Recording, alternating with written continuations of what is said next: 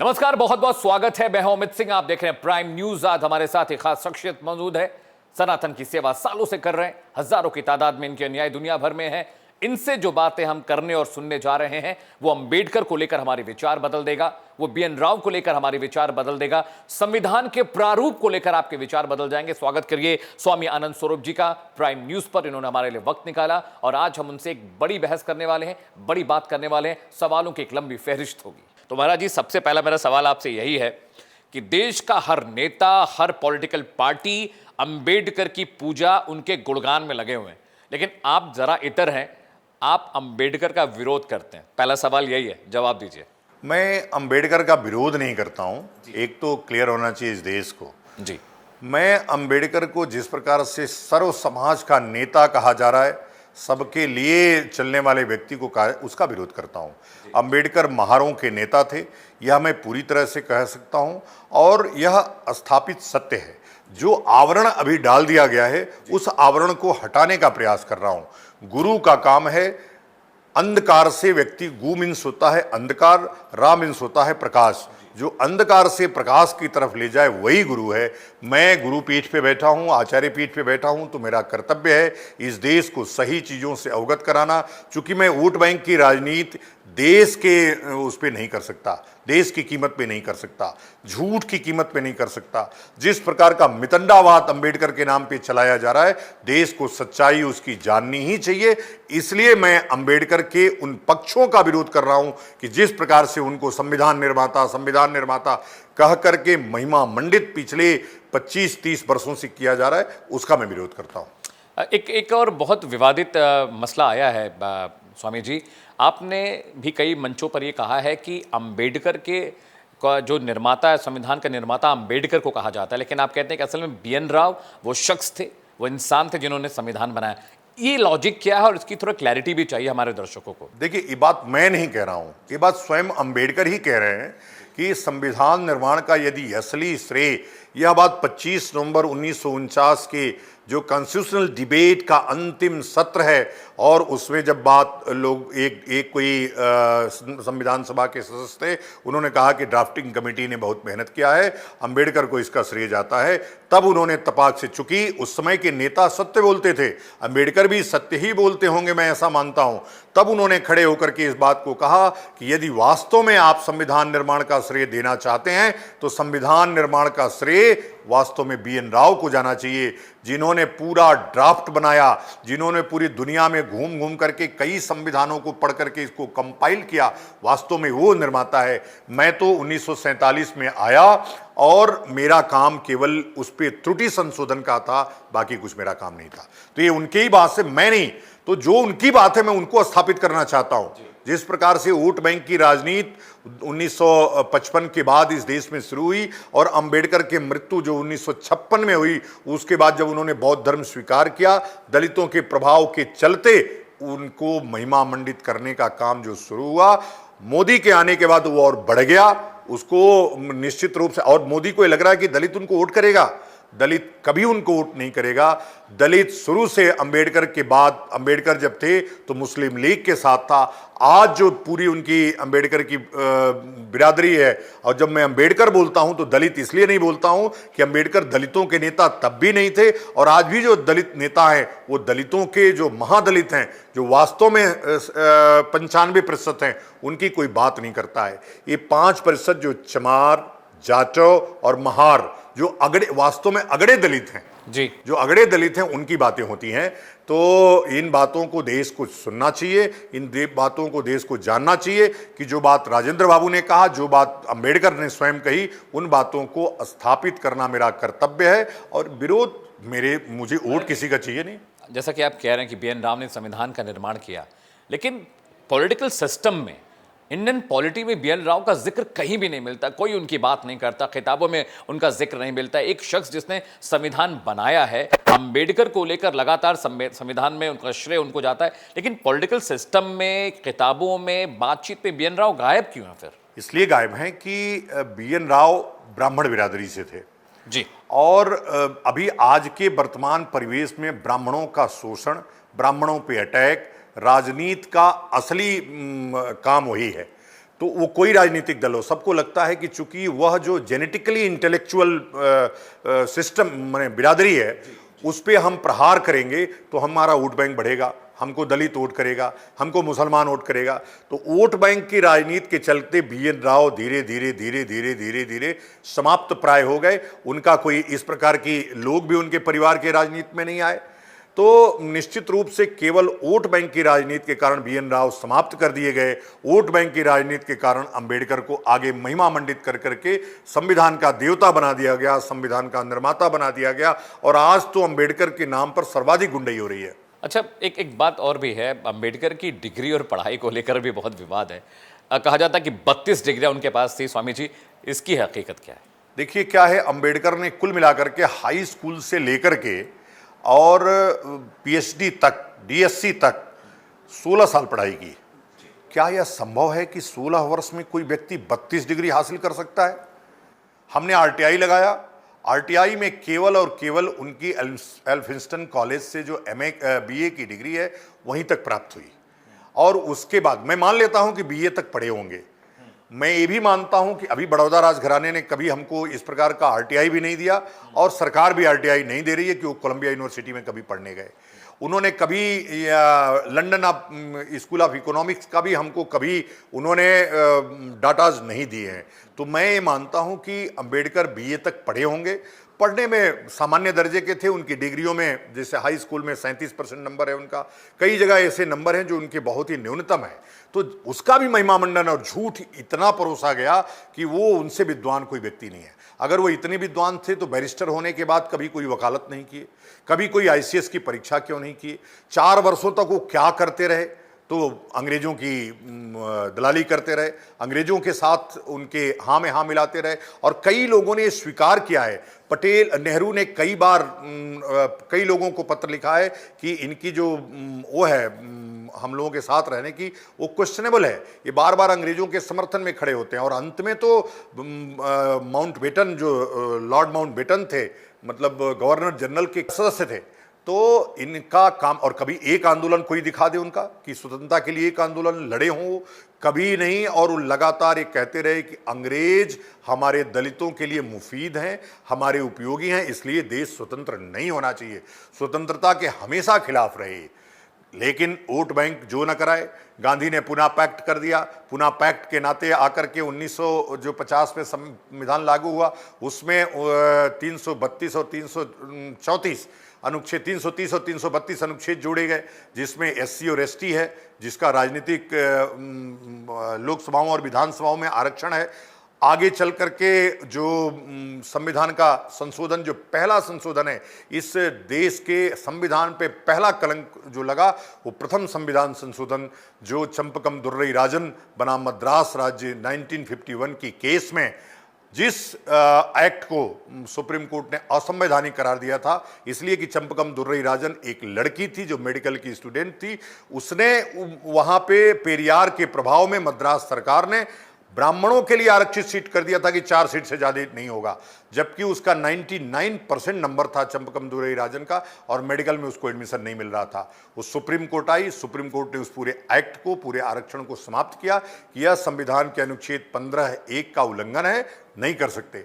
पेरियार और अंबेडकर सड़कों पे आ गए, और जब सड़कों पे आए नेहरू डर गए। पूरा व्यवस्थाएं जल्दी ही अभी देश आज़ाद हुआ था, संविधान लागू हुआ था, इस प्रकार उनके दबाव में पहला संविधान संशोधन हुआ, और संविधान में अनुच्छेद 15(4) जोड़ा गया, 16(4) जोड़ा गया, जिससे कि SC और ST को आरक्षण दिया गया। एक सवाल ये भी है कि अगर ये एजेंडा सेटिंग की गई और महिमा मंडन किया गया, तो वो कौन लोग थे जो अंबेडकर को इतना बड़ा दिखाने लगे, लार्जर देन लाइफ दिखाने लगे? आप बता रहे हैं उनकी पढ़ाई को लेकर सवाल है, उनके विवाह को लेकर भी कई तरह की कहानियां हैं। क्या उनकी जो धर्मपत्नी ब्राह्मण थी? जो दूसरी पत्नी है उनकी, वो ब्राह्मण थी। उनको वैसे तो कई लव अफेयर हैं अंबेडकर के, पारसी से लव अफेयर, जब वो विदेश गए ऐसा पढ़ने के लिए, कई कहानियां हैं, लेकिन उन कहानियों में हमको नहीं जाना, वो उनका व्यक्तिगत मामला है, तो उस पर हमारी कोई टिप्पणी नहीं होगी। लेकिन ऐसा कहते हैं लोग कि कहते हैं ना कि भाई शादी क्यों नहीं करते ब्राह्मण लोग दलितों में, तो ये अंबेडकर ने किया तो कौन सा फायदा हो गया? आज क्या दलित बदल गए? ब्राह्मणों के प्रति उनकी दृष्टि बदल गई क्या? तो ये सब शादी विवाह से कुछ होता नहीं है। और देखिए, अंबेडकर ने 1 शादियां किया, 5 शादियां किया, ब्राह्मण से किया, क्षत्रिय से किया, ये उनका अति व्यक्तिगत मामला है। मेरा मामला उनके महिमा मंडन को लेकर के है, उनकी योग्यता को लेकर के है और संविधान में उनके योगदान को लेकर के है। ये तीनों बातें, तीनों झूठ फैलाई गई, पूरे लोगों को अंधकार में रखा गया और जब बार बार झूठ बोला जाता है तो वो एक समय सत्य हो जाता है। वही हुआ। संविधान निर्माताओं के साथ जो अन्याय हुआ, केवल अंबेडकर की मूर्तियां लगाई गई, फोटो लगाए गए, न राजेंद्र बाबू की फोटो, न कृष्णाचारी की, न रायजादा की, किसी की और फोटो नहीं लगाई। यहां तक कि 7 दलित थे उस संविधान सभा में जी, अंबेडकर के अलावा, एक दलित महिला भी थी अंबेडकर के अलावा, उन लोगों का फोटो नहीं लगाया गया। केवल अंबेडकर को महिमा मंडित किया गया, सिर्फ इसलिए कि उन्होंने आरक्षण का उपबंध जुड़वाया। महाराज जी, दलित और अगड़े दलित, इसको लेकर बड़ा विवाद रहता है। अंबेडकर को अगड़े दलितों का नेता आप कहते हैं, ये क्या है? दलित तो दलित है, अगड़ा दलित और पिछड़ा दलित क्या है? देखिए, जो मतंग है, जो वाल्मीकि है, जो मुसहर है, जो मल्लाह है, ऐसे तमाम दलितों में जातियां हैं। ऐसे लगभग 70-80 जातियां हैं जो अंबेडकर को पसंद नहीं करती। कारण क्या है कि ये अंबेडकर की बिरादरी के लोग, जो चमार, महार और जाटों हैं, जो 5% है दलितों का, और वो लोग सारा मलाई खा रहे हैं। उन बेचारों को कुछ नहीं मिल रहा है। सुप्रीम कोर्ट के आदेश के बाद भी क्रीमी लेयर लागू किया जाए, पूरे देश में अशांति फैलाई गई। तो आप कितने दलित हितैषी हैं? अंबेडकर कितने दलित हितैषी से? अंबेडकर इसीलिए मैं कहता हूं कि केवल महारों के नेता थे, वो कभी मतंगों के, वाल्मीकियों के, मारों के, ढाणों के, तमाम ऐसे दलितों के बिरादरियां हैं जो उनको हेट करते हैं, जो उनको देखना नहीं पसंद करते, इसलिए कि आज भी वो उसी सड़े हुए वातावरण में रहते हैं। और ये जो अगड़े दलित हैं, उनके साथ आज भी हेलों के साथ, वाल्मीकियों के साथ, मतंगों के साथ छुआछूत रखते हैं। आज तक अपना वैवाहिक संबंध नहीं बना पाए दलितों में, लेकिन इनको ब्राह्मणों से शादी करनी है, इनको क्षत्रियों से शादी विवाह करना है। तो यह जो मितंडावाद फैलाया गया, और अगड़े जो दलित हैं 5%, वो 95% दलितों का जो मलाई खा रहे हैं, उसका हमारा विरोध है। मैं उनके लिए भी लड़ाई लड़ूंगा, मैं अनारक्षित लोगों के लिए भी लड़ाई लड़ूंगा, जो 93 के बाद के आरक्षित, उनके लिए भी लड़ूंगा कि वो SC ST में किस प्रकार से लगातार फंसाए जा रहे हैं अंबेडकर के नाम पर, अंबेडकर के नाम पर उनके साथ किस प्रकार की गुंडागर्दी की जा रही है।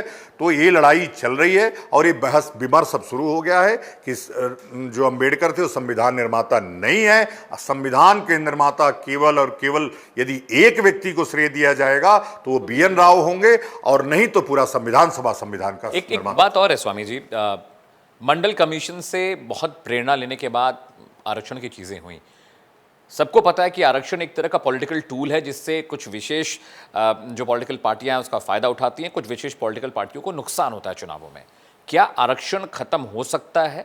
आप इसके पक्षधर हैं, या इसमें कोई संशोधन कर दिया जाए ताकि हालात और बेहतर हो जाए? देखिए, अभी जो संविधान के में मोदी ने अनुच्छेद जोड़ा 15(5), जिसमें EWS लाया गया। EWS ही वास्तव में दलित है। जो दलित है, जो शोषित है, वो कोई जाति देख करके नहीं होता।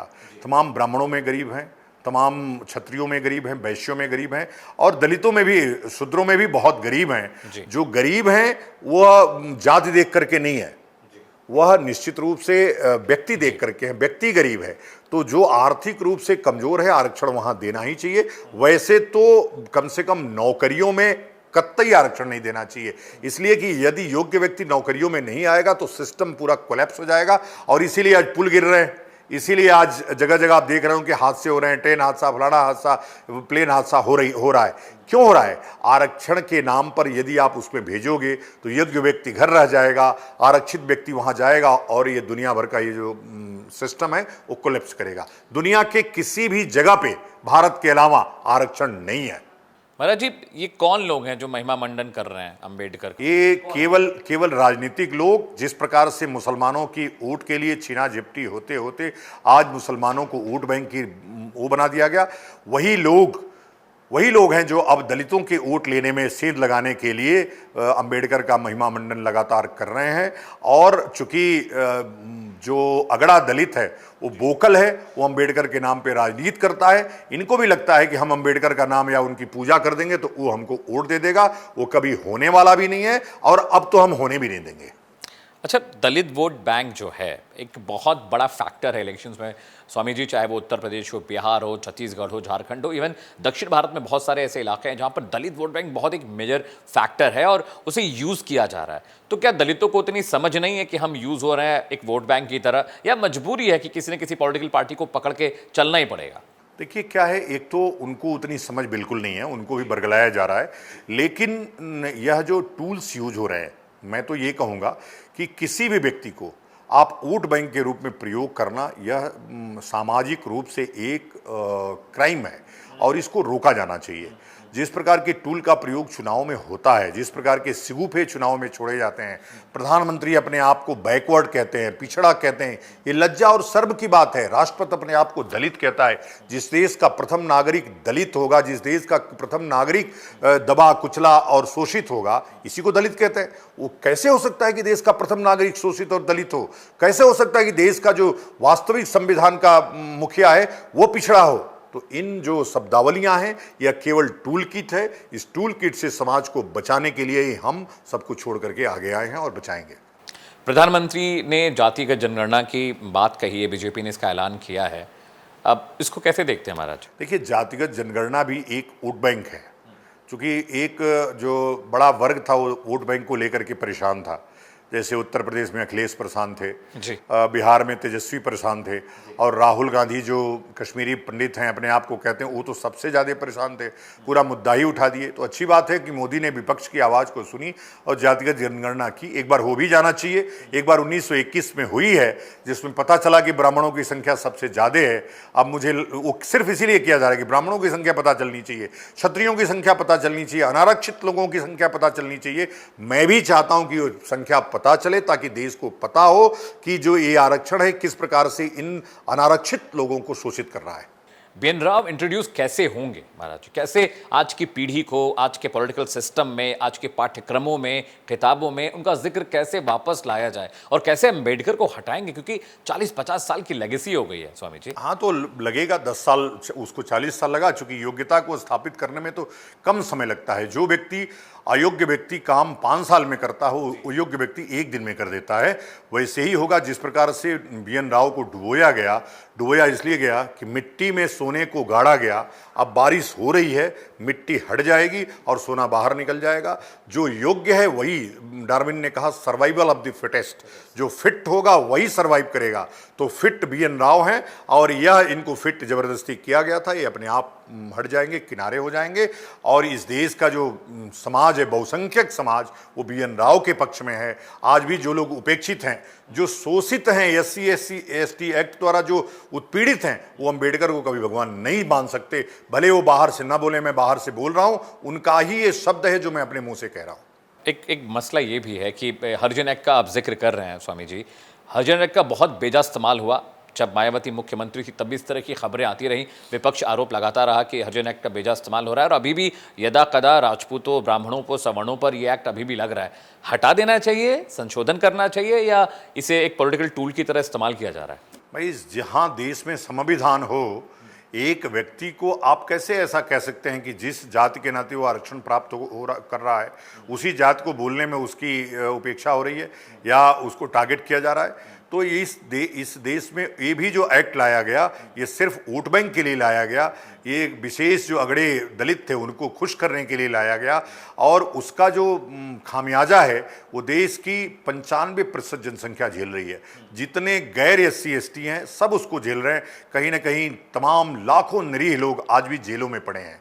तो ऐसी चीज़ जिस एक्ट को अंग्रेजों ने बनाया शोषण के लिए, वैसा ही एक्ट हम भी ले आए इस देश के अपने नागरिकों को ही शोषित करने के लिए। तो ये एक्ट तो तत्काल संविधान से हटा करके लोग एक समतामूलक समाज बनाने का प्रयास करना चाहिए। बीएन राव का जिक्र अगर करना पड़े महाराज जी, तो पूरा प्रियम्बल, पूरा संविधान, बहुत सारी तब्दीलियां करनी होंगी, बहुत सारे इसमें लीगल मसले भी आएंगे, क्योंकि आपको पता है बहुत कानूनी अड़चने आने वाली। अगर अम्बेडकर को हटाकर बीएन राव को स्थापित किया जाए तो बहुत लंबा एक बहुत बड़ा पॉलिटिकल विल चाहिए इसको करने के लिए। आपको लगता है मोदी सरकार में ये विल है करने का? नहीं, मोदी सरकार तो कभी नहीं कर पाएगी इसको। हम करेंगे इसको, और इसी के नाम पे सरकारें आएंगी और जाएंगी। दूसरी बात आप कह रहे हैं कि संविधान निर्माता शब्द यह समाज में है, यह कोई डॉक्यूमेंटेड वर्ड नहीं है कि संविधान निर्माता वो हैं। जिस प्रकार से डॉक्यूमेंटेड वर्ड अंबेडकर के लिए नहीं है, हम डॉक्यूमेंटेड वर्ड BN राव के लिए इसको लेकर के आएंगे। और देखिए, मैंने कहा ना कि सच्चाई छुप नहीं सकती बनावट के वसूलों से, और खुशबू आ नहीं सकती कागज के फूलों से। तो यह जो कागज का फूल रूपी अंबेडकर है, उससे खुशबू नहीं आ सकती। वास्तव में जो असली फूल है BN राव, वह स्थापित होगा और उसका सुगंध बिखेरेंगे। आप घबराइए नहीं, हम देश की जनता हमारे साथ, मैं देख रहा हूं कि इस महाअभियान के साथ कितने लाख लोग अपने आप जुड़ रहे हैं। जितने भी SC ST एक्ट, जितने भी आरक्षण से पीड़ित लोग हैं, वो सब इस अभियान में हमारे साथ हैं। चलिए महाराज जी, आपने बहुत लंबा वक्त दिया और तमाम जो विवादित मसले थे उन पर बातचीत भी की और हमें समझाने की कोशिश भी की कि आखिर BN राव महत्वपूर्ण क्यों हैं, अंबेडकर को लेकर किस तरह का नैरेटिव पूरे देश में फैलाया जा रहा है। आपने वक्त निकाला, आप प्राइम न्यूज़ पर आए, आपका इसके लिए बहुत बहुत शुक्रिया। ओम नमो नारायण।